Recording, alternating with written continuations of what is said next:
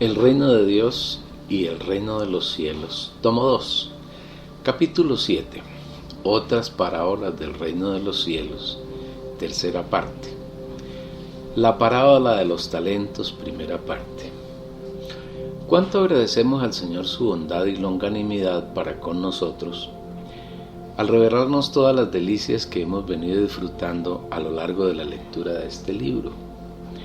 Cuánto le agradecemos por el privilegio que nos ha dado al permitirnos vivir en este tiempo, que si bien son días muy malos, también sabemos que está manifestando en nosotros y a través de nosotros su gloria, la revelación de su palabra y de sus misterios, la visión del reino de Dios y del reino de los cielos, para que en estos pocos años que quedan antes del regreso del Señor podamos prepararnos y estar en su presencia, disfrutando de todas sus riquezas en ese reino. Mas donde el pecado abundó, sobreabundó la gracia. Romanos 5, versículo 20. En este tiempo, el pecado ha llenado la tierra, y ésta se ha colmado de densas tinieblas, y son pocas las personas que tienen una relación de comunión íntima con el Señor. No obstante, nosotros vivimos esa realidad de la gracia que nos sobreabunda por el amor y la misericordia del Señor. En Mateo 25 hay otra parábola, en la que el Señor hace una comparación del reino de los cielos, y como nuestro interés y nuestro llamamiento es para entrar en él, tenemos que mirarla desde la perspectiva del Espíritu, para que podamos recibir revelación de otra de las facetas de la riqueza de nuestro precioso Señor, y disfrutemos toda la visión que Él ha preparado para aquellos que le amamos con amor inalterable. La gracia sea con todos los que aman a nuestro Señor Jesucristo con amor inalterable. Amén. Efesios 6, versículo 24. Leamos la parábola. Porque el reino de los cielos es como un hombre que, yéndose lejos, llamó a sus siervos y les entregó sus bienes. A uno dio 5 talentos, y a otro 2, y a otro 1, a cada uno conforme a su capacidad, y luego se fue lejos. Y el que había recibido 5 talentos fue y negoció con ellos, y ganó otros 5 talentos.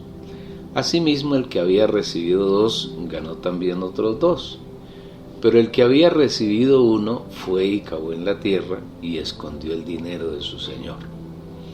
Después de mucho tiempo vino el señor de aquellos siervos y arregló cuentas con ellas. Y llegando el que había recibido 5 talentos, trajo otros 5 talentos diciendo: Señor, 5 talentos me entregaste. Aquí tienes, he ganado otros 5 talentos sobre ellos. Y su señor le dijo: Bien, buen siervo y fiel. Sobre poco has sido fiel, sobre mucho te pondré. Entra en el gozo de tu señor. Llegando también el que había recibido 2 talentos, dijo: Señor, 2 talentos me entregaste. Aquí tienes, he ganado otros 2 talentos sobre ellos. Su señor le dijo: Bien, buen siervo y fiel. Sobre poco has sido fiel, sobre mucho te pondré. Entra en el gozo de tu señor. Pero llegando también el que había recibido 1 talento, dijo: Señor, te conocía que eres hombre duro, que ciegas donde no sembraste y recoges donde no esparciste, por lo cual tuve miedo y fui y escondí tu talento en la tierra. Aquí tienes lo que es tuyo. Respondiendo, su señor le dijo: Siervo malo y negligente, sabías que ciego donde no sembré y que recojo donde no esparcí. Por tanto debías haber dado mi dinero a los banqueros, y al venir yo hubiera recibido lo que es mío con los intereses. Quitadle pues el talento y dadlo al que tiene 10 talentos, porque al que tiene le será dado y tendrá más, y al que no tiene, aún lo que tiene le será quitado. Y al siervo inútil echadle en las tinieblas de afuera, allí será el lloro y el crujir de dientes. Mateo 25, versículos 14 al 30. Es bien interesante observar las palabras con las que el Señor introduce la parábola, porque el reino de los cielos es como un hombre que, yéndose lejos, llamó a sus siervos y les entregó sus bienes. Una vez más el Señor está interesado en hablar del reino de los cielos, y aquí lo compara con un hombre que se fue lejos. Indudablemente ese hombre es el Señor Jesús, quien como hombre murió y resucitó, y después de haber resucitado ascendió al cielo, al trono del Padre, para, como Dios hombre, ser Dios sobre todas las cosas. Sin embargo, antes de irse lejos, llamó a sus siervos y les entregó sus bienes. Cuán amoroso nuestro amado Señor. Todo lo que Él es, todo lo que tiene, todo lo que logró mediante su plan de resurrección y todo lo que será en el futuro nos fue entregado. Qué generoso es el Señor. Él nos entregó a nosotros, sus hijos, todos sus bienes. No se reservó nada, sino que todo nos lo dio. Tal vez no alcanzamos a comprender ni a realizar ni un pequeño porcentaje de lo que implica que el Señor haya llamado a sus siervos y les haya entregado todos sus bienes. En verdad necesitamos espíritu de sabiduría y revelación para que podamos comprender el inmenso amor de nuestro Señor.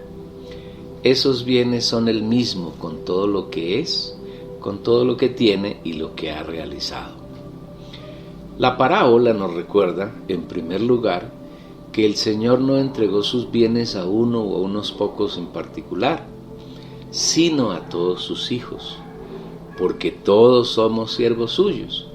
Y en segundo lugar, no nos entregó a todos la misma porción, sino que los distribuyó en distintas proporciones, de acuerdo con la capacidad de cada uno.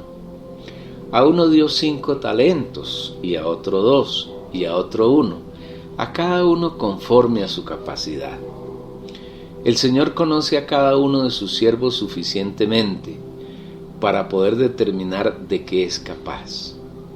Él no nos da una carga ni pone en nuestros hombros un encargo que no podamos llevar, sino que es misericordioso y nos carga de acuerdo con nuestra capacidad.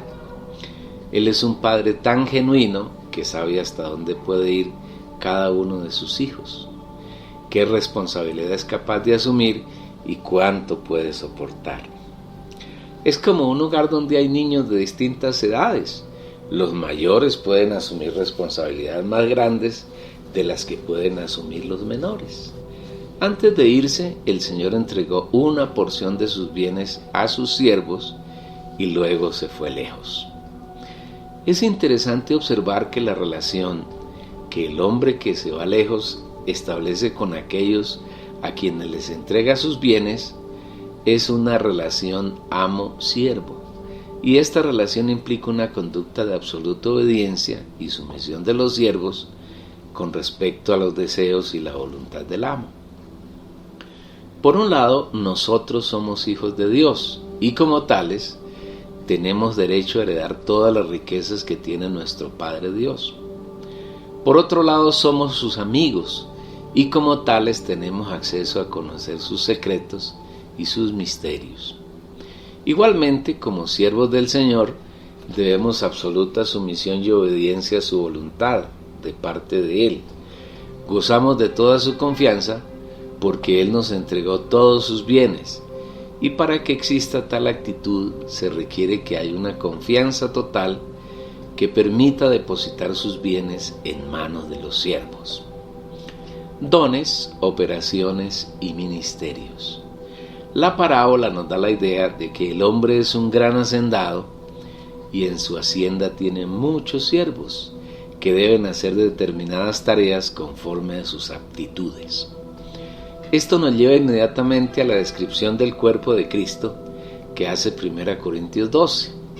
En este capítulo el Espíritu primero nos hace ver la diferencia entre quienes siguen a ídolos mudos y quienes aman al Señor. A estos últimos, a quienes amamos al Señor, nos denomina espirituales. No quiero, hermanos, que ignoréis acerca de los espirituales. Sabéis que cuando erais gentiles se os extraviaba llevándoos como se os llevaba a los ídolos mudos.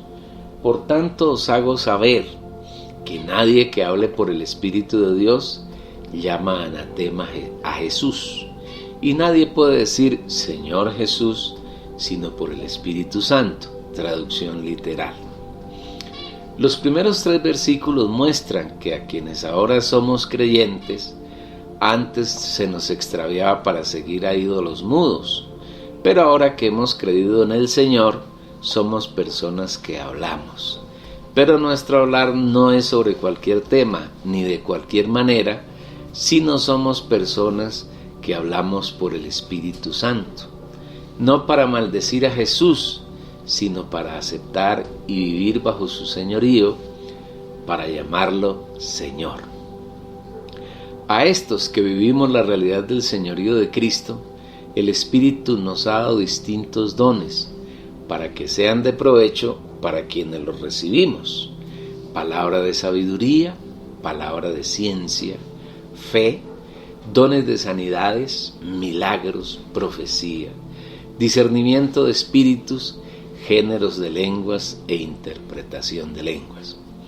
Pero a cada uno le es dada la manifestación del Espíritu para provecho, porque a este es dada por el Espíritu palabra de sabiduría, a otro palabra de ciencia según el mismo Espíritu, a otro fe por el mismo Espíritu, y a otro dones de sanidades por el mismo Espíritu, a otro el hacer milagros, a otro profecía, a otro discernimiento de espíritus, a otro diversos géneros de lenguas y a otro interpretación de lenguas.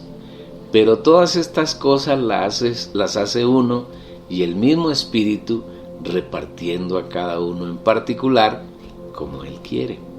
Primera a los Corintios capítulo 12, versículos 7 al 11. La palabra resalta que estos dones, que podemos equipararlos a los bienes que el hombre repartió a sus siervos en la parábola de los talentos, son repartidos por el Espíritu según su voluntad como Él quiere, y que todas las cosas hechas mediante los dones en realidad son hechas por el Espíritu. Pero todas estas cosas las hace uno y el mismo Espíritu. Es el Espíritu quien opera los dones en y mediante el receptor o los receptores, y no quien o quienes reciben los dones son quienes hacen las obras. Podemos decir entonces que no depende de la capacidad natural que cada quien tiene, como inteligencia, habilidades psicomotrices, aptitudes y otras para hacer determinadas cosas, sino que es el Espíritu quien capacita a los siervos para que su vida en el cuerpo tenga ciertas características. Pero el Espíritu insiste que es Él quien opera en los siervos para producir lo que Él quiere, y no son los siervos los que, por medio de los dones que han recibido, operan para que el Espíritu haga de acuerdo con la voluntad de ellos.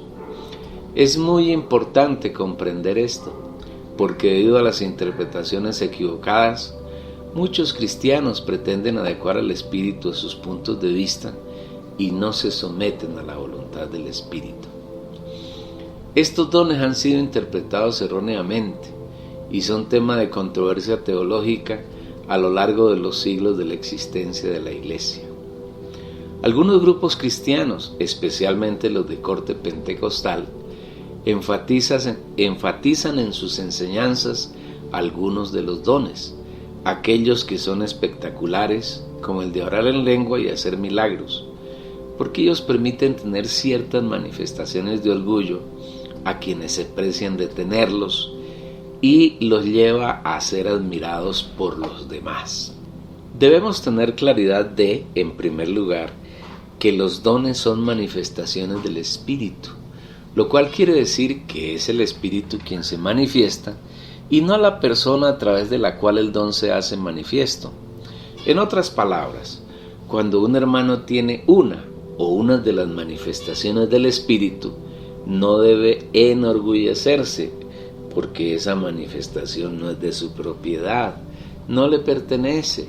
Simplemente es el Espíritu quien ha decidido manifestarse por medio de un o unos hermanos para que todo el cuerpo reciba el provecho de esa o de esas manifestaciones. Debido a que los creyentes carnales y los falsos creyentes les encanta la popularidad, la fama y la admiración de los demás, en verdad estos dones han sido descuidados, y muchas veces es Satanás quien aprovecha la ocasión para llenar de mentiras a los santos. Es difícil oír hablar entre los miembros de las iglesias evangélicas sobre el don de palabra de sabiduría, que es el primero que se menciona en la lista. Como ese don no es espectacular y no da la posibilidad de que en quien lo opera el Espíritu sea popular ni famoso, es muy raro encontrar hermanos que busquen este don, que es muy profundo y precioso.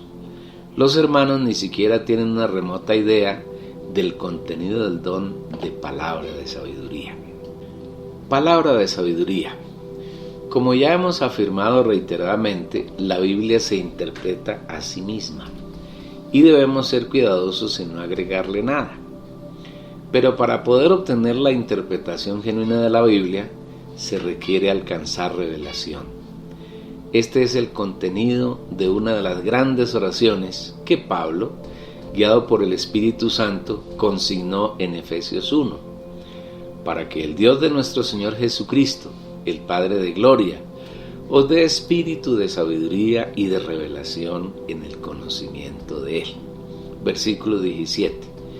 Aquí Pablo tiene una profunda carga por nosotros y le ruega al Padre que nos dé un espíritu de sabiduría y de revelación en el conocimiento de Él, porque la mayor necesidad que tenemos los creyentes es conocer a nuestro Dios, que es Padre, Hijo y Espíritu Santo.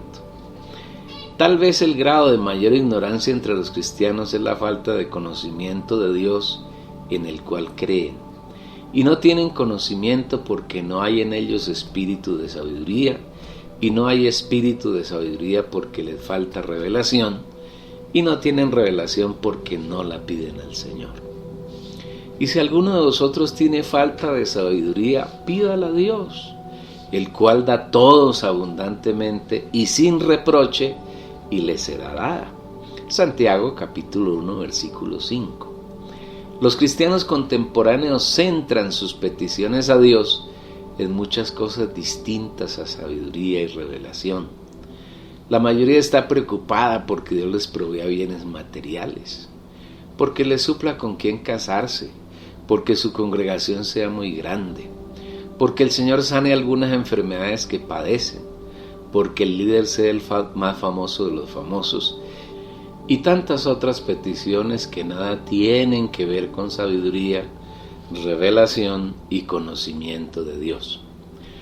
Casi nadie entra en el Espíritu para suplicarle al Señor que le dé espíritu de sabiduría y de revelación, y que con él alcance el mayor grado de conocimiento posible acerca de la persona del Señor, de su plan, de su deseo, y teniendo una palabra de sabiduría pueda suplirse a sí mismo y a otros de todas las riquezas del Dios sublime en el que ha creído. La sabiduría no es solamente algo que Dios da y sale de Él, sino que es la persona misma de Dios. En el universo solamente hay una persona que es sabia, y esa persona es Dios, porque Él es la sabiduría misma. Mas por Él estáis vosotros en Cristo Jesús, el cual nos ha sido hecho por Dios sabiduría, justificación, santificación y redención, para que, como está escrito, el que se gloría, gloríese en el Señor. 1 Corintios 1, versículos 30 y 31. Cuando Dios habla, lo hace con sabiduría, porque en Él no hay ninguna necedad. Todo su hablar es sabio, todas las palabras que salen de su boca son la sabiduría. Cuando Él encuentra a algunos de sus hijos dispuestos a dejarse usar, actúa por medio de ellos, y a esto se refiere la palabra cuando afirma que a éste es dada por el Espíritu palabra de sabiduría. Obsérvese bien que es el Espíritu quien da la palabra de sabiduría, lo cual quiere decir que es el Espíritu quien habla palabra de sabiduría por medio del creyente y no el creyente quien tiene sabiduría. El hermano no es más que un vaso, un recipiente en el cual Dios se deposita para manifestarse como palabra de sabiduría. A esto se refiere Pablo cuando dice: sin embargo, hablamos sabiduría entre los que han alcanzado madurez, y sabiduría no de este siglo, ni de los príncipes de este siglo que perecen, mas hablamos sabiduría de Dios en misterio, la sabiduría oculta, la cual Dios predestinó antes de los siglos para nuestra gloria. Primera a los Corintios capítulo 2 versículos 6 y 7. Obsérvese que Pablo no usa la primera persona del singular yo, sino plural nosotros, para mostrar que no es él quien tiene la sabiduría, sino que es Dios mezclado con Pablo quien habla sabiduría, para que Dios y Pablo sean glorificados, porque ese es el deseo del Señor, glorificarnos junto con Él, pero no que nosotros nos glorifiquemos separados de Él, porque eso es vanagloria. No debemos confundir la sabiduría espiritual, que, como ya hemos afirmado, es Dios mismo, con la sabiduría de este siglo, que es el equivalente de la llamada ciencia.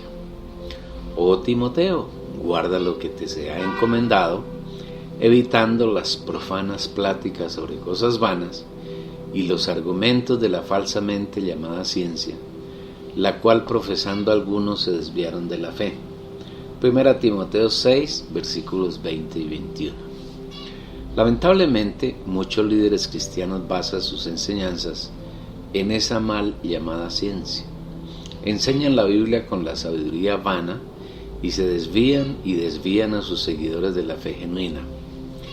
Es necesario establecer aquí la diferencia que hay entre la sabiduría espiritual y la sabiduría del alma, porque las dos son confundidas por los cristianos y piensan que tienen sabiduría de Dios cuando su sabiduría se limita a una simple sabiduría del alma.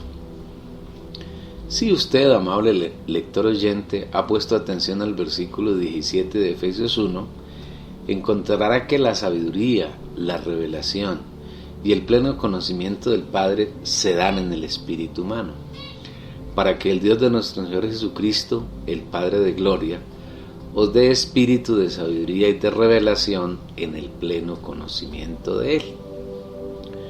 Para nada se menciona aquí el alma, ni el entendimiento, que es la mente humana, que está en el alma del hombre, porque en ella no se puede obtener la sabiduría, ni la revelación, ni el conocimiento de Dios. A quienes amamos a Dios, Él nos da esta sabiduría, revelación y conocimiento. Para aquellos que lo aman, Dios ha preparado cosas que nadie jamás pudo ver, ni escuchar, ni imaginar. Primera a los Corintios 2, versículo 9. Aquí los tres aspectos tienen relación con el alma del hombre: ver, oír y pensar. Las cosas que Dios ha preparado para los que lo aman no se pueden percibir con el alma. Pero vea lo que dice el siguiente versículo: pero Dios nos la reveló a nosotros por el Espíritu, porque el Espíritu todo lo escudriña, aún las profundidades de Dios.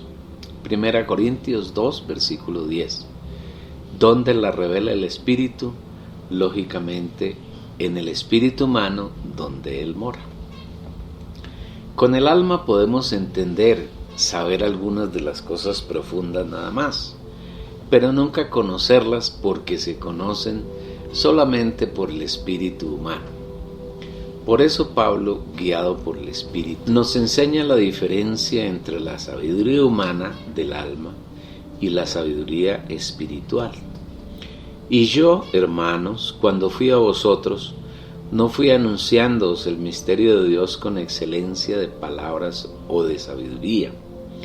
Y ni mi palabra ni mi proclamación fue con palabras persuasivas de humana sabiduría, sino con demostración del Espíritu y de poder, para que vuestra fe no esté fundada en la sabiduría de los hombres, sino en el poder de Dios. Primera a los Corintios capítulo 2, versículos 1, 3 y 4. El Señor establece aquí una clara diferencia entre la sabiduría del espíritu y la sabiduría humana del alma. Mientras que la primera nos permite conocer los misterios de Dios, y esta es la palabra de sabiduría como don del Espíritu Santo, la segunda nos permite conocer las cosas de este siglo, del hombre, y en esa sabiduría están sumergidos los hombres de ciencia, los desarrolladores de tecnología. Mediante esa sabiduría el hombre puede conocer la química, la física, la electricidad, la medicina, la psicología, la electrónica, la robótica, la informática. Mediante ella puede crear y fabricar toda clase de aparatos que ayudan a vivir una vida más cómoda, tales como un avión, un automóvil, una máquina lavadora, un refrigerador, un robot, una nave interestelar y todas las cosas inventadas mediante la tecnología. Pero esa sabiduría nunca será útil para conocer ni comprender a Dios. Que siempre hay en nosotros un clamor al Señor para que nos dé espíritu de sabiduría, que nos suministre revelación y que podamos conocerlo cada día más, porque entre más lo conocemos, más lo amamos, y entre más lo amamos, más lo satisfacemos, y entre más lo satisfacemos, más nos llena de Él y más disfrutamos mutuamente, Él de nosotros y nosotros de sus riquezas. Palabra de ciencia. La segunda manifestación que el Espíritu quiere tener entre los creyentes es la palabra de ciencia. A otro, palabra de ciencia según el mismo Espíritu. El más grande deseo que el Señor tiene con nosotros, sus hijos, es que lo conozcamos. Si volvemos a Efesios 1:17, que contiene una de las dos grandes oraciones que el Espíritu nos da a través de Pablo, veremos que el conocimiento de Él es otra de las peticiones por las que debemos orar a diario, para que el Dios de nuestro Señor Jesucristo, el Padre de Gloria, os dé espíritu de sabiduría y de revelación en el conocimiento de Él. Pero debe observarse que este conocimiento es acerca de Él, de su persona, de su plan, de sus misterios y de sus deseos. No es conocimiento de las cosas terrenales. Ser creyente podemos compararlo con tener una profesión universitaria. Por ejemplo, un médico es una persona que todos los días estudia acerca del cuerpo humano con el fin de conocer los más pequeños detalles de este y pasa toda su vida estudiando. Acaba su profesión y apenas logra conocer un pequeño porcentaje del objeto de su estudio. Como creyentes debemos invertir la mayor parte del tiempo de nuestra vida buscando conocer al Señor. Pero debemos saber que ese conocimiento no se da en el intelecto, es decir, en la mente, sino que es un conocimiento propio del espíritu humano. Aquí está la base del gran fracaso del cristianismo, especialmente del último siglo. La gran mayoría de los hijos de Dios han tratado de conocerlo intelectualmente, han tratado de interpretarlo usando su mente sin el espíritu, y por eso se oyen las más estrafalarias interpretaciones de la Biblia, porque quienes las hacen usan su mente sin someterla al espíritu. Lo máximo que logran es repetir la letra de muchos versículos y con ello no tienen la oportunidad de tocar la vida, sino que se llenan de muerte y llenan de muerte a quienes los escuchan y los siguen, el cual asimismo nos hizo ministros competentes de un nuevo pacto, no de la letra sino del espíritu, porque la letra mata, mas el espíritu vivifica. 2 Corintios 3, versículo 6. Pablo no oró pidiendo al Señor que nos diera una mente revelada donde podamos conocer al Señor, sino que nos dé un espíritu de sabiduría y de revelación en el conocimiento de Él. La palabra griega traducida como conocimiento es epignosis y hace referencia al pleno, al máximo conocimiento de Él. En verdad, nuestro espíritu es la única parte de nuestro ser que fue creada con la capacidad de alcanzar el pleno conocimiento de Dios. Lógicamente que necesitamos el alma como complemento de la revelación y el conocimiento, pero aquella solo sirve para comprender algunas de las cosas que han sido reveladas y que conocemos en el espíritu humano. Recordemos que en la caída del hombre, cuando éste comió del árbol de la ciencia del bien y del mal, estando en el huerto de Edén, de las tres partes humanas la más dañada fue el alma, porque fue totalmente poseída y corrompida por Satanás. Y esta es la parte del hombre que él anhela usar para corromperlo más, separarlo de Dios y dañar su plan. En la caída, el espíritu humano solamente fue amortecido.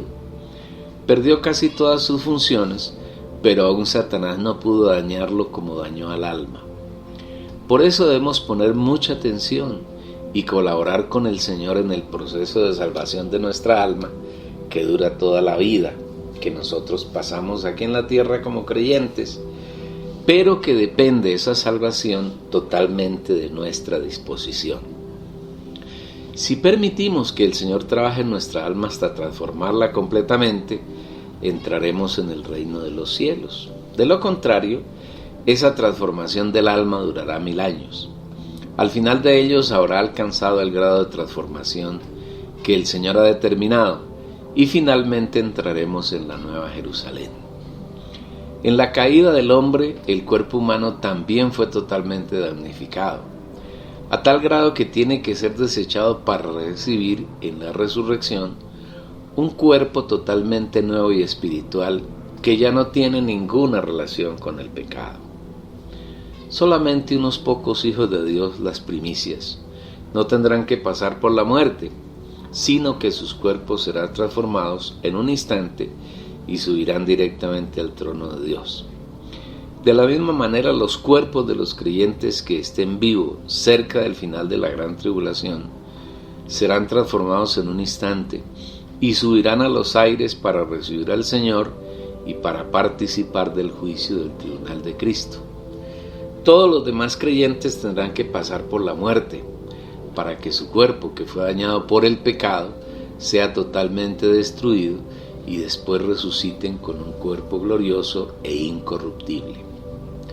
Volviendo al tema del alma, debemos tener claridad que en el asunto de sabiduría, revelación y conocimiento de Dios, el alma juega un papel muy distinto al que muchos creyentes creen. Solo sirve para entender, para saber algunas de las cosas que el creyente conoce en su espíritu. Es por esto que el Espíritu complementa la oración de Pablo en los siguientes términos: alumbrando los ojos de vuestro entendimiento para que sepáis. Efesios 1:18. Los ojos sirven para ver, y cuando nuestro entendimiento es iluminado, alumbrado, entonces podemos ver, es decir, podemos saber. Téngase en cuenta que el entendimiento es la mente humana, y la mente es la parte más fuerte del alma, y el alma es la persona del hombre, el alma es el hombre mismo. Cuando el Señor habla de alumbrar, quiere decir que este alumbramiento requiere luz, y la luz se refiere a Dios, porque ese es uno de sus atributos, es su esencia, la luz. Este es el mensaje que hemos oído de Él y os anunciamos. Dios es luz y no hay ningunas tinieblas en Él. Primera de Juan 1:5. Para que alumbrados los ojos de nuestro entendimiento, no es nada distinto a que Dios, quien es luz, llene nuestra alma, la sature de Él, pero primero se requiere que el alma, especialmente la mente, sea sometida totalmente al Espíritu. En estas condiciones somos iluminados en nuestro entendimiento y podemos saber, es decir, tenemos una visión de algunas de las cosas que Dios ha revelado a nuestro espíritu y que se resume en 4 aspectos. Primero, la esperanza a la que Él nos ha llamado. Segundo, las riquezas de la gloria de su herencia en los santos. Tercero, la supereminente grandeza de su poder, que venció la muerte en Cristo, que lo resucitó y lo ascendió por encima de todos los poderes espirituales y humanos. Y cuarto, el encabezamiento de la iglesia por parte de Cristo. No sabemos cuánta luz tiene usted, apreciado lector oyente, sobre estos 4 puntos que el Señor quiere mostrarnos, pero es un buen tema para orar muchas veces. Tampoco sabemos cuánto conoce al Señor en su espíritu, cuánta revelación, sabiduría y conocimiento de Él ha buscado en su espíritu. Pero sí sabemos que este es un tema muy apropiado para orar sin cesar, para que el Espíritu pueda manifestarse en usted mediante el don de conocimiento o palabra de ciencia. Sobre la oración de Efesios 1, usted puede enriquecerse más leyendo el libro La Oración del mismo editor y que próximamente publicaremos por este medio. No descuidemos estos 2 dones que encabezan la lista, porque si los tenemos, de ellos depende en gran medida que tengamos un vivir agradable al Señor. De esta manera tendremos fruto abundante para el disfrute de Dios y nuestro fruto será permanente. Cuando tenemos ese fruto permanente, el Padre se agrada en nosotros y nuestra vida se tornará en una vida de continua comunión con Dios y de mucha satisfacción de Él y nuestra. Fe. El tercer don señalado en esta relación de las manifestaciones del Espíritu es la fe. En el Nuevo Testamento hay 2 acepciones para la fe. Una es un sustantivo y la otra es un verbo. La gramática de la lengua española nos enseña que un sustantivo es una palabra que designa personas o cosas, reales o imaginarias. Luego, cuando se usa el término fe como sustantivo, se refiere a una persona, y esa persona es Dios, con todo lo que Él es y posee. La fe es Dios mismo, su persona, su plan, su deseo, su trabajo en sus hijos, su trabajo en el hombre, su obra en la tierra. Cuando la fe es un verbo, sabemos que un verbo es una palabra que hace referencia a una acción. Luego, la fe en este sentido se refiere a la actitud de creer que nosotros tenemos frente a la fe que es Dios. A esto los estudiosos de la Biblia han llamado la fe objetiva y la fe subjetiva respectivamente. La primera se refiere a lo que es la fe en sí, que, insistimos, es la persona de Dios y sus hechos. Y la fe subjetiva es aquello que nosotros creemos acerca de esa fe objetiva. La fe objetiva no cambia, pero nuestra fe subjetiva sí. Cuando una persona recibe al Señor, su fe subjetiva es muy pequeña. Es poco lo que conoce y lo que cree del Señor. Pero en la medida en que va ejercitando su fe, ella va creciendo, hasta que un día su fe subjetiva llega a ser igual a la fe objetiva, y a esto se refiere Efesios 4:13, cuando dice que una de nuestras metas es llegar a la unidad de la fe, es decir, llegar al punto en que la fe subjetiva de un creyente es igual a la fe objetiva, que repetimos, la fe objetiva es Dios mismo. En el asunto de la fe hay enseñanzas tan erróneas entre la gente del mundo y entre los creyentes, porque se confunde la fe con la esperanza, y casi siempre se tienen esperanzas sobre cosas mundanas y ridículas. Es común oír a las personas, y aún a los creyentes, decir frases más o menos como estas: yo tengo fe que mi hijo va a ingresar a la universidad, yo tengo fe que voy a ir a tal o cual lugar, yo tengo fe que mi futuro será exitoso. Todas estas son expresiones de esperanza, y aún es una esperanza no fundada en el deseo de Dios, sino en el mundo. Nuestra esperanza debe estar fundada en que el Señor llene y sature nuestra alma. Nuestra esperanza debe estar en que cuando el Señor venga, si estoy aún vivo, o cuando yo muera, esté totalmente lleno de Él en mi alma, de tal manera que pueda arrebatarme como las primicias, o que me resucite para ascender como el Hijo varón, y en los 2 casos estar en su trono para un disfrute especial y maravilloso. Esta es una esperanza que se da mediante el ejercicio de la fe genuina. Las demás cosas son añadiduras: mi futuro, la educación de los hijos, el matrimonio, la salud y otras. El Señor tiene cuidado con aquellos de sus hijos que buscan el reino de Dios. Mas buscad primeramente el reino de los cielos y hacer lo que es justo delante de Dios, y todas estas cosas os serán añadidas. Mateo 6:33.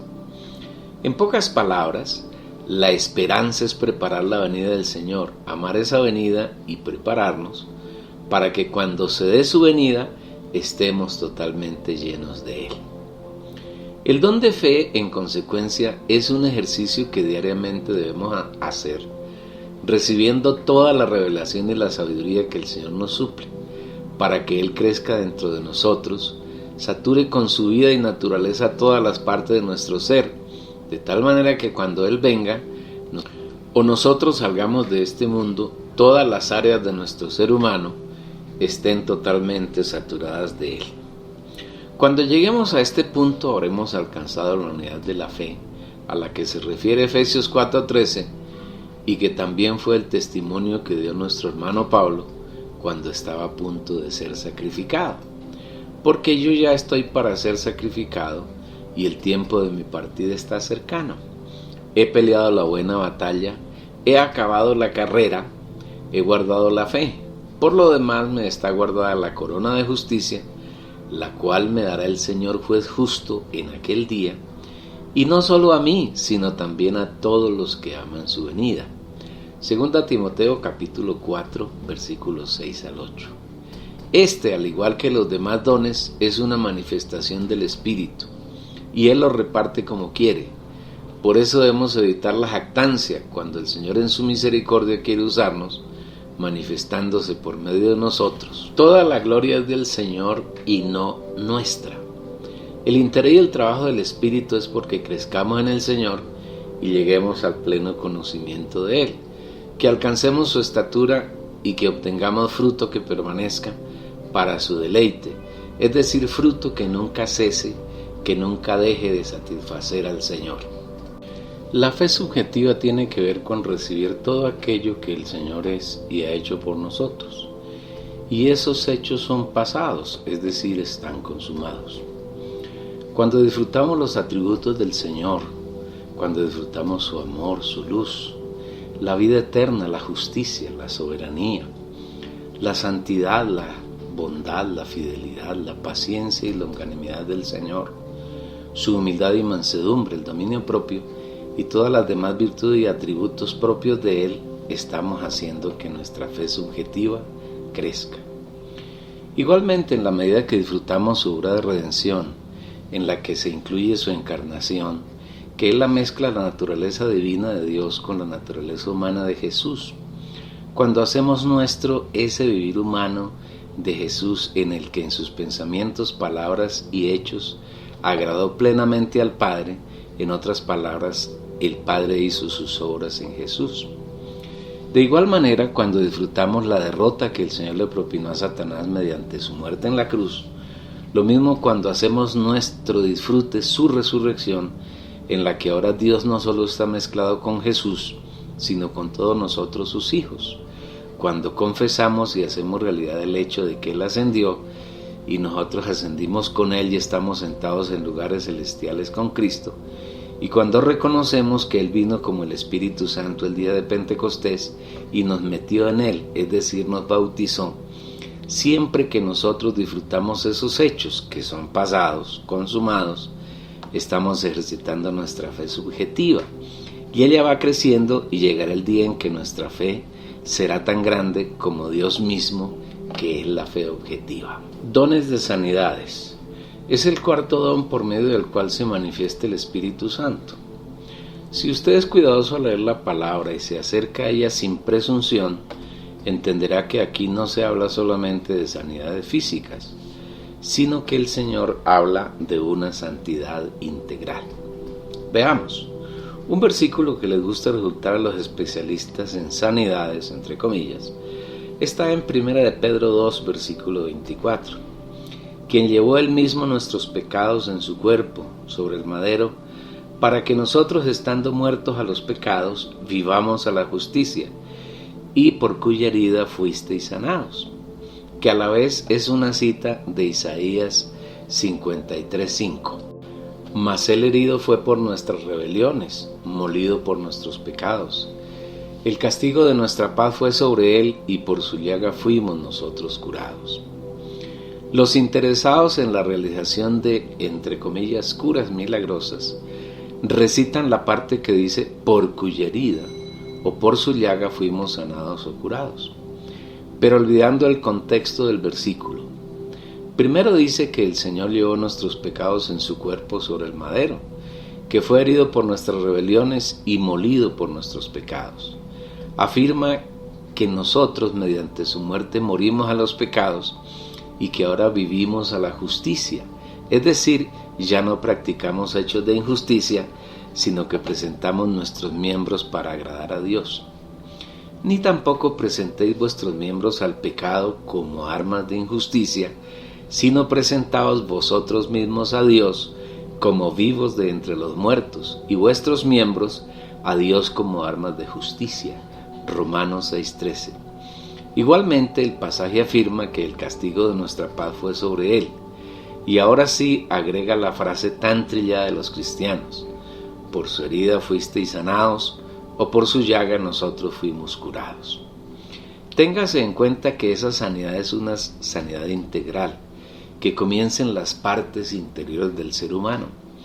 Cuando una persona cree y recibe al Señor Jesús, su espíritu humano es vivificado, su alma es restaurada y en su cuerpo comienza un proceso de vivificación que culminará con la venida del Señor, donde el cuerpo humano de los creyentes será totalmente transfigurado. He aquí os digo un misterio: no todos dormiremos, pero todos seremos transformados en un momento, en un abrir y cerrar de ojos, a la final trompeta. Porque se tocará la trompeta y los muertos serán resucitados incorruptibles, y nosotros seremos transformados.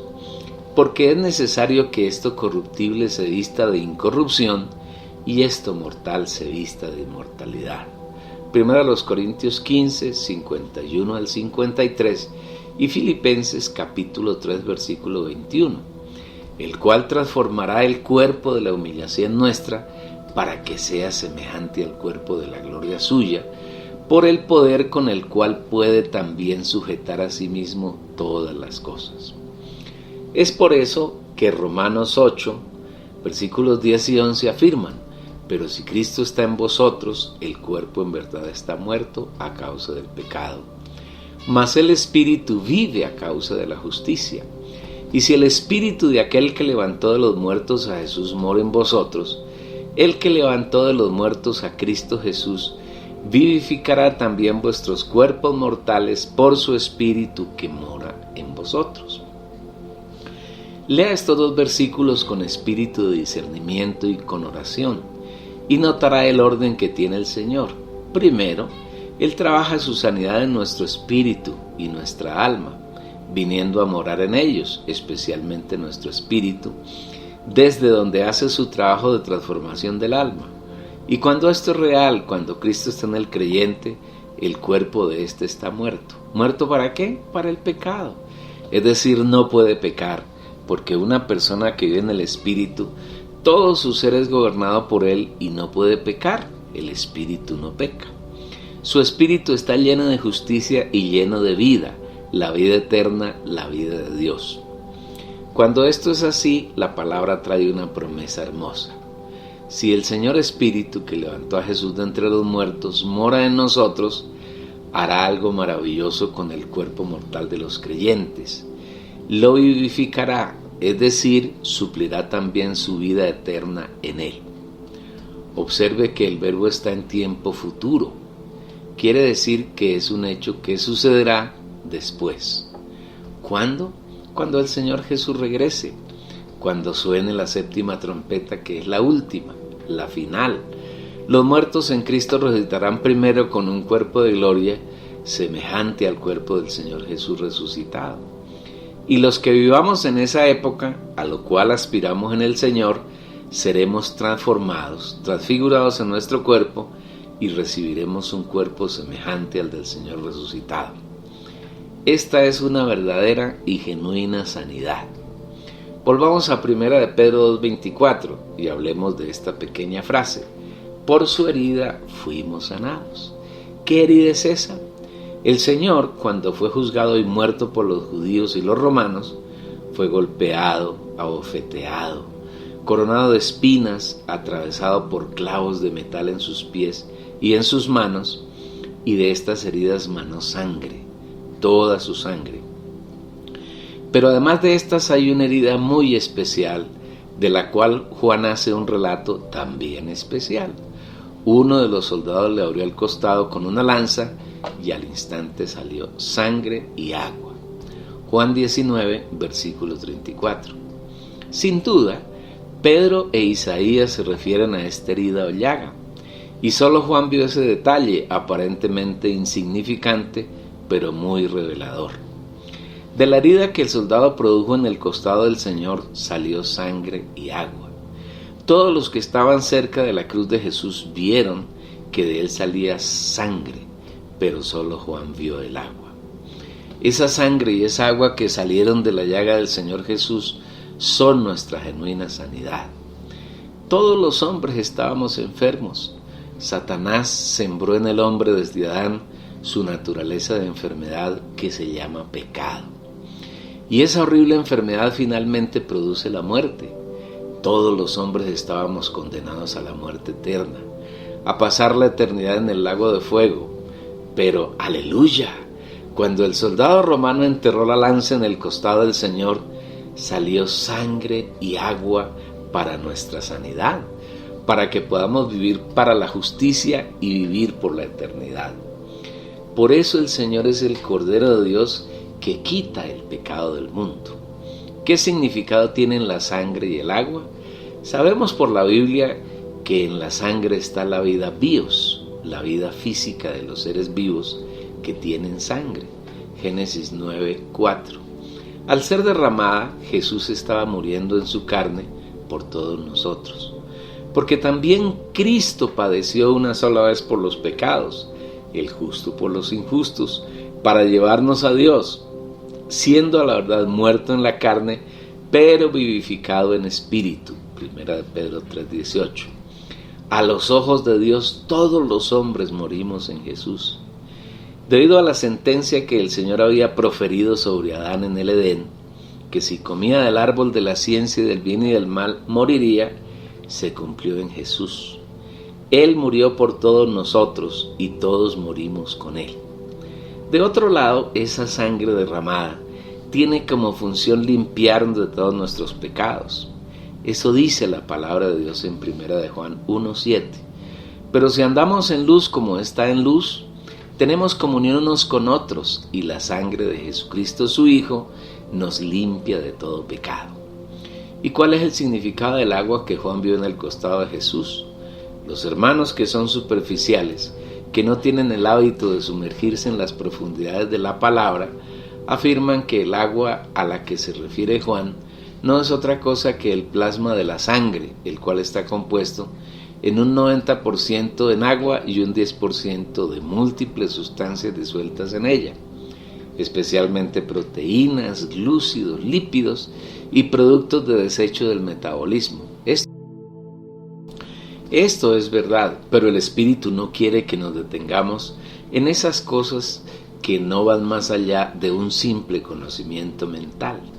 El Señor desea que en cada pasaje de su palabra encontremos el significado espiritual.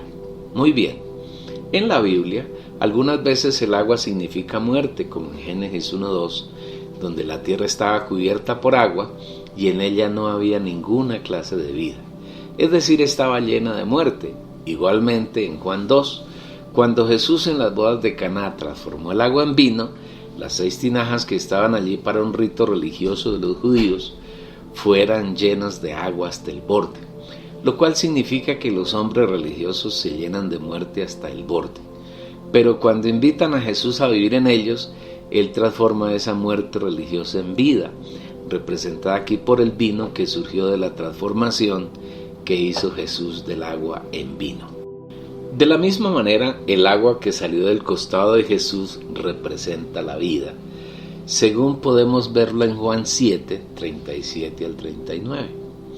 En el último y gran día de la fiesta, Jesús se puso en pie y alzó la voz diciendo: si alguno tiene sed, venga a mí y beba. El que cree en mí, como dice la Escritura, de su interior correrán ríos de agua viva.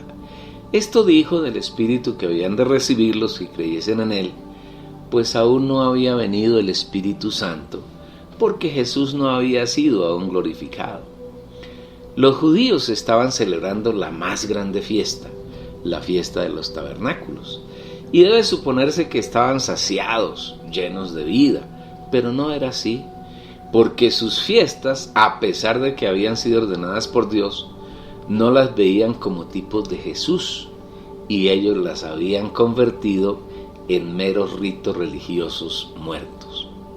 Por eso, cuando la fiesta había llegado a su punto más alto, el Señor alzó la voz para decirle: sus fiestas les producen sed y ustedes están sedientos. Deben venir a mí para que desde su interior corran ríos de agua viva. Para tener esos ríos de vida basta hacer algo muy pequeño: creer en mí. Cuando una persona recibe al Señor Jesús, inmediatamente el Espíritu viene a morar en su espíritu humano y Él es una fuente inagotable de agua de vida. Otro pasaje que nos presenta el agua tipificando la vida eterna está en Juan 4, versículos 1 al 42, donde Jesús se encuentra con la mujer samaritana. Entre las muchas cosas que ocurren en el pasaje, está aquella donde Jesús le dice a la mujer que le dé de beber. Ella rechaza la petición por la discordia que existía entre judíos y samaritanos. El Señor le replica diciéndole que si ella supiera quién es el que le pedía de beber, ella le pediría y él produciría en su interior una fuente de agua que salte para vida eterna.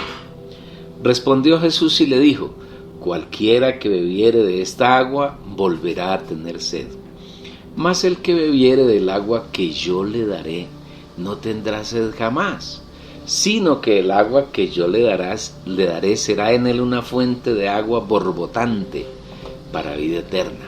Versículos 13 y 14 traducido literalmente. Lo anterior nos lleva a concluir que el agua que salió del costado de Jesús representa la vida eterna. Cuando el Señor murió en la cruz, nosotros no solo morimos con Él, sino que el Señor juzgó y eliminó todas las cosas que Satanás había introducido en el hombre y que le impedían acercarse a Dios. Cosas tales como el pecado, que es la naturaleza de Satanás, los pecados, que son las conductas humanas propias de la naturaleza pecaminosa que mora en el hombre, el mundo, que es el sistema diabólico que atrapa a los hombres y que los convierte en enemigos de Dios, las divisiones en razas, géneros, nacionalidades, el viejo hombre y otras. Todas ellas fueron destruidas por el Señor en la cruz y nos liberó de esos fardos y ataduras para que ahora en plena libertad podamos recibir la vida de Dios, que es el Espíritu, que según Juan 7:39 hemos recibido todos los que creemos en el Señor Jesús. ¿No es maravilloso? Demasiado precioso. Esta es la verdadera sanidad como don, que el Espíritu reparte a los creyentes a cada uno como Él quiere. Pero el cristianismo, sin lograr entender la palabra, porque no quieren buscar al Señor, sino que los hermanos se dedican a seguir a hombres que los desvían y pretenden hacer del don de sanidades una orgía, donde no es el Espíritu Santo quien se manifiesta, sino el diablo con sus huestes ha hecho de este don algo repugnante a los ojos del Señor. A algunos líderes cristianos, entre comillas sanadores de profesión, les encanta reunir multitudes y practicar algunas, entre comillas, curas milagrosas. A ellos les complace hacer oraciones que más bien parecen fórmulas mágicas, mediante las cuales algunas personas son, entre comillas, sanadas de diversas enfermedades. Ahora, si el hecho se da frente a una cámara de televisión, mucho mejor, porque de esa manera el, entre comillas, sanador, es conocido a nivel local, nacional y mundial, y su fama llega mucho más allá de la fama de los hombres mundanos famosos. Luego las personas que fueron curadas, entre comillas, se paran frente a la cámara con micrófono en mano a testificar que el Señor los sanó. Pero no aclaran cuál Señor, porque indudablemente se refieren al Señor que oró por ellas, pero no al Señor Jesús. A Él ni siquiera lo nombran. Ahora bien, esos testimonios se dan sobre sanidades intangibles, invisibles. Porque yo tenía un fuerte dolor en el vientre y cuando el reverendo oró por mí, me pasó el dolor. ¿Quién puede dar una constancia de esa sanidad? Nadie. En una época reciente en el cristianismo se puso de moda el milagro de calzar los dientes y aparentemente era evidente que algunas piezas dentales eran calzadas con plata. Claro está que a nadie le costaba que con anterioridad los dientes no hubiesen sido calzados en un consultorio odontológico. Junto con estos milagros surgió el de tocar a las personas para que cayesen a tierra, y esta es una moda contemporánea en el momento en que fue escrito este libro. Por favor, no nos acusen de incrédulos ni de herejes, aduciendo que no creemos que el Señor pueda sanar. Claro que el Señor nos ha sanado nuestro espíritu, nos ha llenado de vida, en la medida en que le permitimos transformar nuestra alma llenándola con su vida divina. Eventualmente, cuando Él quiere, sana nuestro cuerpo de diversas enfermedades, cáncer, leucemia, dolores diversos, todo lo hace según su voluntad. Lo negativo de esas señales está en el origen, la intención y la consecuencia de esas llamadas, comillas, sanidades divinas, practicadas por algunos grupos llamados cristianos. Queremos recordar nuevamente Mateo 7, 21 al 23. No todo el que me dice, Señor, Señor, entrará en el reino de los cielos, sino el que hace la voluntad de mi Padre que está en los cielos.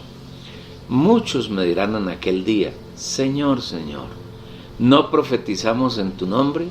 Y en tu nombre echamos fuera demonios, y en tu nombre hicimos muchos milagros.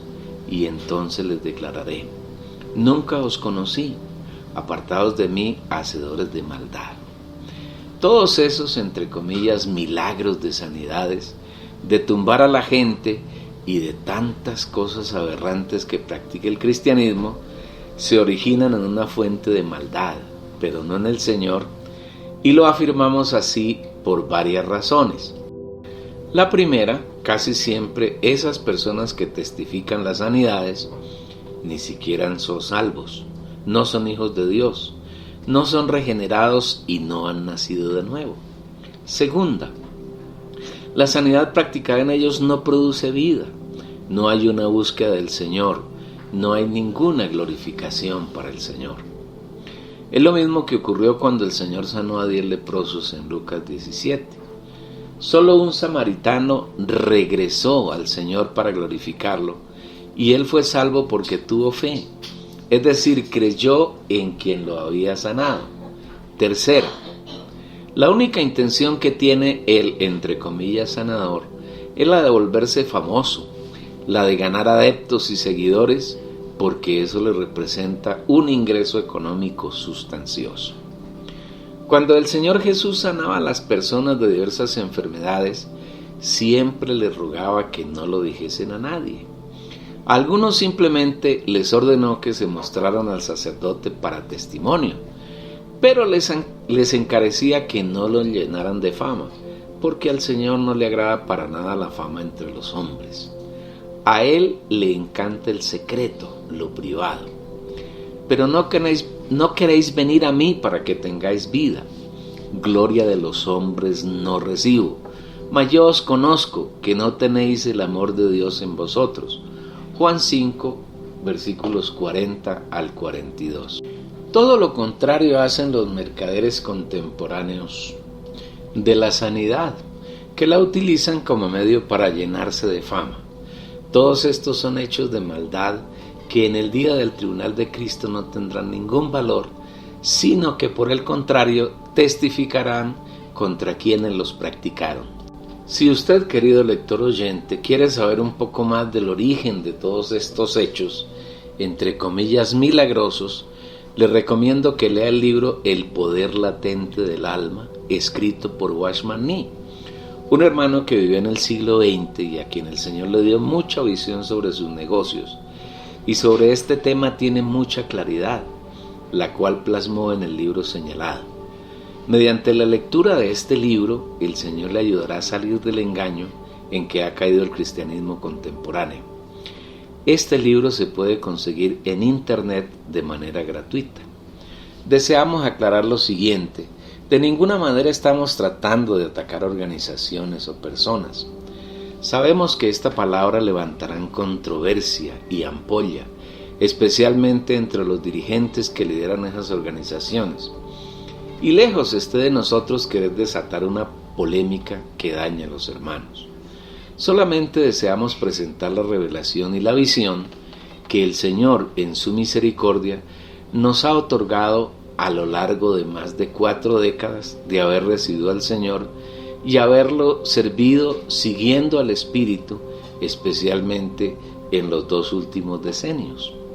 No podemos saber cuántos de esos líderes son lobos disfrazados de ovejas, o sea, cuántos son falsos maestros y cuántos son genuinos creyentes que han caído en el lazo del diablo.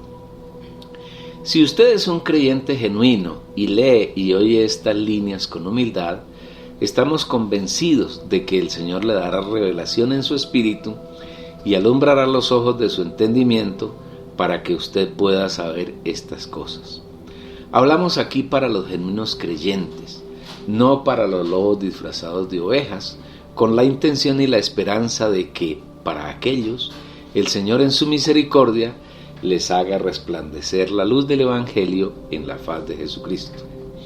A ustedes, hermanos queridos, los alentamos con amor a que busquen la verdad que les será revelada mediante la unción que ustedes recibieron del Señor y mora en su espíritu.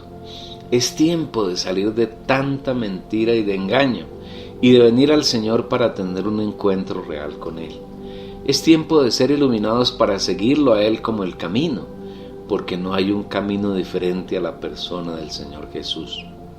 Sin pretender ser Pablo, sino simplemente hermanos que han sido objeto de la misericordia del Señor, con todo el amor y el respeto, repetimos con humildad las palabras que Pablo profirió cuando estaba de paso por Mileto. Por tanto, yo os protesto en el día de hoy que estoy limpio de la sangre de todos, porque no he rehuido anunciaros todo el consejo de Dios. Hechos 20, versículos 26 y 27. Pablo no rehusó hablar toda la palabra que el Señor le pidió que hablara, sin importar que eso le causara inconvenientes, envidias, detracciones, murmuraciones y aún intenciones de matarlo. Hoy el Señor desea encontrar a algunos de sus hijos que enciendan el candelero y no lo pongan debajo del almud, sino en lo más alto para que alumbre a todos los que están en casa. Esperamos, querido lector oyente, que estas palabras sean de iluminación para usted. Podemos ratificar las palabras con las que Pablo se despidió de los hermanos con quienes se reunió en esa ocasión. Y ahora, hermanos, os encomiendo a Dios y a la palabra de su gracia, que tiene poder para sobreedificaros y daros herencia con los santificados. Versículo 32. Pablo no encomendó a los hermanos a un ministerio particular, ni a una organización, ni a un líder, sino a Dios y a la palabra de su gracia, porque en el Señor, que es la palabra misma, está el poder que puede sobreedificarnos y darnos herencia con los santificados. Que esta sea su realidad. De ninguna manera estamos afirmando que la sanidad divina no sea real y que el Señor no pueda sanar las enfermedades que hay en el cuerpo de las personas. Pero es necesario encontrar y seguir algunos principios que el Señor desea que sigamos y que Él estableció cuando anduvo en carne aquí en la tierra. Si observamos algunos pasajes en los que el Señor sanó a diferentes personas, encontraremos esos principios. Por ejemplo, en Lucas 17 encontramos el relato cuando el Señor sanó a 10 leprosos. Y al entrar en una aldea le salieron al encuentro 10 hombres leprosos, los cuales se pararon lejos y alzaron la voz diciendo: Jesús, Maestro, ten misericordia de nosotros. Versículos 12 y 13. La lepra era una de las más aterradoras enfermedades que podían azotar a una persona, porque quien la padeciese tenía que aislarse de sus congéneros. Por eso es que la Biblia afirma que aquellos hombres se pararon lejos y alzaron la voz rogándole al Señor que los sanara, que usara su misericordia para con ellos y que los librara de ese terrible flagelo. El Señor Jesús no hizo ninguna clase de oración, sino simplemente les dijo: id, mostraos a los sacerdotes. Versículo 14. El Señor no arma un show llamando a las multitudes para que se congregaran y vieran el milagro de sanidad que iba a realizar, sino que les dijo con sencillez: vayan a los sacerdotes y muéstrense a ellos. Los hombres tampoco lo replicaron diciendo que lo que ellos deseaban era ser sanados y no ir a los sacerdotes. Ellos simplemente obedecieron y se fueron. Y aconteció que mientras iban fueron limpiados. Versículo 14. El Señor ni siquiera profirió una palabra para pedir que la lepra desapareciera. Simplemente les pidió que obraran según su voluntad y ellos obedecieron. Y ¡oh, qué respuesta tan agraciada! Mientras iban fueron sanados, su lepra fue quitada, su piel fue limpia, su enfermedad desapareció. Uno de ellos, que era samaritano, decidió agradecerle al Señor personalmente y regresó. Entonces uno de ellos, viendo que había sido sanado, volvió glorificando a Dios a gran voz y se postró rostro en tierra a sus pies, dándole gracias. Y este era samaritano. Versículos 15 y 16. Este era el deseo del Señor, que aquellos hombres que habían sido sanados le dieran la gloria al Señor. Pero solo un 10% de los que habían sido limpios regresó para alzar la voz y glorificar a Dios. Este es un primer principio. En todo lo que Dios hace en nosotros, debemos darle el crédito, la gloria a Dios y no a los hombres ni a nosotros mismos. En el cristianismo ocurre todo lo contrario. Cuando se da una supuesta sanidad, la gloria es toda para el hombre que presuntamente produjo la sanidad y Dios no es glorificado. Respondiendo, Jesús dijo: ¿no son 10 los que fueron limpiados? ¿Y los 9 dónde están? No hubo quien volviese y diera gloria a Dios sino este extranjero. Versículos 17 y 18. El segundo principio que podemos ver aquí es que la sanidad se produjo sobre una enfermedad que era evidente. Todos los que habían visto a aquellos hombres sabían que eran leprosos y vieron por lo menos a uno que había sido limpio de su lepra. Esa es una genuina sanidad. Pero la sanidad no se quedó ahí, sino que produjo un hecho todavía más honroso. Y le dijo: levántate, vete, tu fe te ha salvado. Versículo 19. El haber obedecido al Señor, yendo a mostrarse a los sacerdotes como el Señor les mandó, sanó su lepra. Y el haber regresado para glorificar al Señor, lo salvó. ¿De qué sirvió a los otros 9 ser limpios de su lepra si no fueron salvos? De muy poco. El Señor no solo quiere sanar nuestro cuerpo, sino Él quiere tomar nuestro espíritu y nuestra alma y producir en ellos su sanidad. Porque hablando espiritualmente, la lepra es una manifestación de la corrupción interior que hay en el hombre, en todos los hombres. En otras palabras, todos los hombres son leprosos y son sanados de su lepra solo si van al Señor. Otro caso lo encontramos en Mateo 8, versículos 1 al 4. Cuando un hombre que tenía lepra vino y se postró delante de él y le dijo: Señor, si quieres puedes limpiarme. Este hombre no trató de manipular al Señor ni de obligarlo a hacer su voluntad, como enseñan hoy los líderes del cristianismo, diciendo que en la oración hay que ordenarle al Señor lo que Él tiene que hacer por nosotros. No. Este leproso se sometió totalmente a la voluntad del Señor y por eso le dijo Señor. Su primera actitud es la de reconocer el señorío de Cristo. Luego le dice, si quieres. Con estas palabras el leproso se estaba sometiendo a la voluntad del Señor, no tratando de manipularlo para que el Señor obrara según su capricho. Dos principios más que debemos aprender aquí. Necesitamos en toda nuestra manera de vida reconocer que Jesús es nuestro Señor, que nosotros somos sus siervos y que Él hace las cosas según su deseo y no según el nuestro. Cuando el Señor encuentra corazones así, su respuesta no tiene demora. Jesús extendió la mano y le tocó diciendo, quiero, sé limpio, y al instante su lepra desapareció. El Señor ejerció su voluntad sobre una persona sumisa que no estaba llena de soberbia. En los días que estaba redactando este libro, vimos en la televisión a un predicador enseñando a orar el Padre Nuestro y diciendo que algunos oraban diciendo, Señor, si es tu voluntad, sana a la persona de esta o aquella enfermedad. Luego él decía que esa era una forma insensata de orar. Pedirle al Señor que sane si es su voluntad es una tontería, que debía orar diciéndole al Señor que Él tenía que sanarla. Qué insensatez y qué soberbia la del predicador de Marras. Dios nunca responderá a una oración donde le damos órdenes o intentamos manipularla. Una oración así es de la carne y Dios no oye, ni ve, ni entiende nada que salga de nuestra carne. Dios resiste a los soberbios y da gracia a los humildes.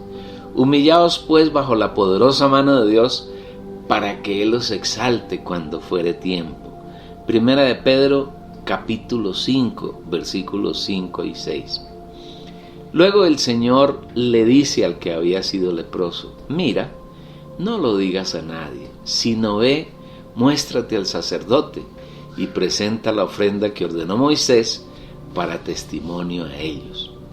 El Señor no quería violar la ley de Moisés, ni dar ocasión para ser acusado por los judíos de tal violación, pero Él recomendó que no lo dijera nadie. Aquí hay otro principio, al Señor no le gusta la publicidad. Por el contrario, le encanta el secreto. Es todo lo contrario a lo que ocurre en el cristianismo. Cuánto les encanta la publicidad a los que fungen de sanadores. El tercer ejemplo de genuina sanidad lo encontramos en Mateo 8, versículos 5 al 13, donde un centurión le rogó al Señor que sanara a su siervo que estaba paralítico. Cuando el Señor le dijo que iría a sanarlo, el centurión le respondió que no era digno de que Jesús entrara bajo su techo, que bastaba que dijera una palabra y el siervo sanaría, porque él mismo era hombre bajo autoridad y que tenía soldados bajo sus órdenes, y éstos hacían lo que él les pedía. El Señor se maravilló por el hecho de que entre su pueblo, los israelitas, no encontrara tanta fe como la hallada en aquel extranjero. El centurión era romano, y sentenció, y os digo que vendrán muchos del oriente y del occidente, y se sentarán con Abraham, Isaac y Jacob en el reino de los cielos. Mas los hijos del reino serán echados a las tinieblas de afuera. Allí será el lloro y el crujir de dientes. Versículos 11 y 12. Pocos serán los israelitas que entren en el reino de los cielos, distintos a Abraham, Isaac y Jacob, al igual que serán pocos los creyentes que logren ese galardón, que está reservado a aquellos que creen en el Señor y en su palabra, que lo siguen y lo obedecen. Los demás serán echados en las tinieblas de afuera, donde habrá lloro y crujir de dientes. Una vez que el Señor disfrutó de la fe de aquel centurión, le dijo, ve, y como creíste te sea hecho. Y su criado fue sanado en aquella misma hora. Versículo 13. Podemos observar que el centurión no tenía ningún afán de que el Señor hiciera algo para sus intereses, sino que Jesús fuese glorificado, porque ese gentil creyó en el Señor, creyó que su palabra era la palabra de Dios y que se cumplía por encima de todas las cosas. El centurión no buscó llenarse de fama, pues ni siquiera reconoce su nombre, ni tampoco el nombre del paralítico, lo que se constituyó en una oportunidad para que el Señor fuera glorificado y además dejara una revelación del reino de los cielos. Un cuarto caso de sanidad lo encontramos en Marcos 1, 29 al 31, cuando el Señor Jesús sanó a la suegra de Pedro, que estaba postrada en cama con fiebre. Él la tomó de la mano y la levantó, y la fiebre la dejó y ella sirvió al Señor.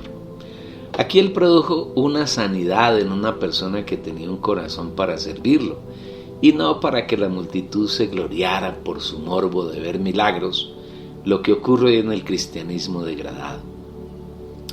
Un caso de sanidad que llama poderosamente la atención es el registrado en Juan 9, donde al pasar Jesús vio a un hombre que había nacido ciego. Ese hecho despertó la religiosidad de los discípulos y le preguntaron: ¿quién pecó, este o sus padres, para que haya nacido ciego? La religión que estaba arraigada en los discípulos les hacía considerar que la enfermedad del ciego debía ser culpa de sus padres o de él. Pero la respuesta del Señor fue totalmente contraria a sus conceptos religiosos. No es que pecó este ni sus padres, sino para que las obras de Dios se manifiesten en él. Versículo 3. En el siguiente versículo Él se muestra como la luz del mundo y la necesidad de hacer sus obras mientras esté de día, porque cuando venga la hora de las tinieblas no le sería posible trabajar. Entonces, para sanarlo, hizo una cosa que nadie esperaba, contraria a todos los conceptos humanos. Dicho esto, escupió en tierra e hizo lodo con la saliva, y untó con el lodo los ojos del ciego y le dijo: ve a lavarte en el estanque de Siloé, que traducido es enviado. Fue entonces y se lavó y regresó viendo. Versículos 6 y 7. Tal vez la multitud y los mismos discípulos esperaban que impusiera sus manos sobre él, que dijera una oración o que liberara una palabra, ordenando a la ceguera que desapareciera. Pero no fue así, sino que escupió en la tierra, hizo lodo, se lo untó y le mandó al estanque del enviado a que se lavara. El ciego obedeció, se lavó y recobró la vista. Aquí hay una evidencia de su estado anterior de ceguera, no solamente testificado por él, sino por sus padres y sus vecinos. Esta sanidad causó tal controversia entre los fariseos que hicieron venir ante ellos al ciego para preguntarle si había sido ciego y cómo había recibido la vista. Al testificar él sobre su sanidad, no le creyeron. Entonces llamaron a sus padres, quienes testificaron la veracidad de la sanidad, pero tampoco les creyeron y los expulsaron, acusando al Señor Jesús de ser un pecador. Después de esto, el Señor oyó que lo habían expulsado. Se encontró con él y este hombre lo recibió, creyó en él y lo adoró. El objetivo de una sanidad genuina es que una persona en verdad sirva al Señor después de ser sanada. Si miramos atentamente el capítulo, encontraremos que la sanidad practicada en este ciego no fue solamente física, sino una sanidad integral que abarcó el espíritu, el alma y el cuerpo de aquel hombre. Además, Jesús aprovechó la ocasión para mostrarles a los fariseos que ellos eran ciegos espirituales y que permanecían en su pecado creyendo que veían, pero que por su orgullo religioso no podían ver quién era Él y no podían venir a Él. Son tantos los casos de sanidad del Nuevo Testamento que sería interminable relatarlos todos y de esa manera poder mostrar cuánta mentira y tergiversación hay en las sanidades que practica el cristianismo contemporáneo, porque son obras que no hace el Señor sino los hombres en su ambición por ganar adeptos y llenarse de fama. Para cerrar este tema, podemos ver la sanidad practicada por el Espíritu a través de Pedro y Juan cuando subían al templo y que está relatada en Hechos 3, 1 al 10. En el pasaje se relata que un hombre que era cojo de nacimiento se sentaba en una de las puertas del templo para pedir limosna.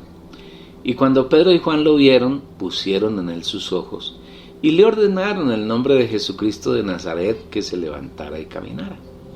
Ellos le dieron la mano, lo levantaron y al instante los pies y los tobillos se le afirmaron. Se levantó, comenzó a saltar y a dar gloria a Dios. El hombre que fue sanado alabó y glorificó a Dios, no a Pedro y a Juan, porque la sanidad la había hecho el Señor y no los hermanos. Lo mismo ocurre en 1 Corintios 12, donde la palabra reitera una y otra vez que es el Espíritu quien reparte los dones y hace los prodigios según es su voluntad, y el propósito de esos repartimientos es darle la gloria a Dios y no a los hombres. Ni el Señor ni los primeros discípulos practicaron estos dones para arrastrar tras de sí a las multitudes, ni para convertirse en hombres famosos, reconocidos y alabados por las multitudes, como ocurre hoy en el cristianismo, donde el diablo falsifica los dones y engaña a las personas para que furtivamente los sigan a él. Aquí concluye la lectura de este capítulo 7. Esperamos que usted, amable lector oyente, lo haya disfrutado y lo siga disfrutando, que lo escuche una y otra vez hasta que esta palabra, que es una revelación del Señor, se convierta en su revelación. Igualmente le invitamos para que se suscriba y le dé un clic a la campana, así usted se mantendrá actualizado de las novedades que hay en el canal. Nos gustaría que le diera un me gusta, un dedito arriba, igualmente que se suscribiera, o mejor, que se suscribiera y que hiciera un comentario. De la misma manera le invitamos para que usted envíe el link a sus familiares para que ellos puedan disfrutar de estas riquezas que usted, por la misericordia del Señor, está disfrutando. No olvide ver, leer, oír el capítulo 8. Seguimos hablando también de los dones que el Señor nos ha otorgado.